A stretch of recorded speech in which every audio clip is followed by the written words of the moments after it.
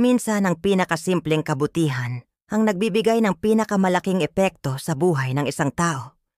Sa isang maliit na karinderya sa kanto, may isang batang lalaki na tahimik na kumakain ng kanin. Iyon lang ang kaya ng kanyang maliit na budget. Mapapansin mo sa kanyang mga mata ang lungkot at gutom. Pero may mga anghel pa rin talaga sa mundo. Ang tindera, na abala sa pagluluto, ay napansin ng bata. Walang pagsasalita, kinuha niya ang sarili niyang ulam at dahan-dahang inilagay sa plato ng bata. Nagulat ang bata, halos mapaluha sa kabutihang ito. Ngumiti lang ang tindera at bulong niyang sinabi, "Kumain ka lang ng kumain. Minsan lang yan, hindi lahat. Kaya magbigay.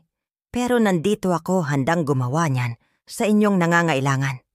Sa simpleng sandaling iyon, hindi lang tiyan ang nabusog, kundi pati puso. Minsan, ang pinakamalalim na pasasalamat ay hindi na kailangan ng maraming salita.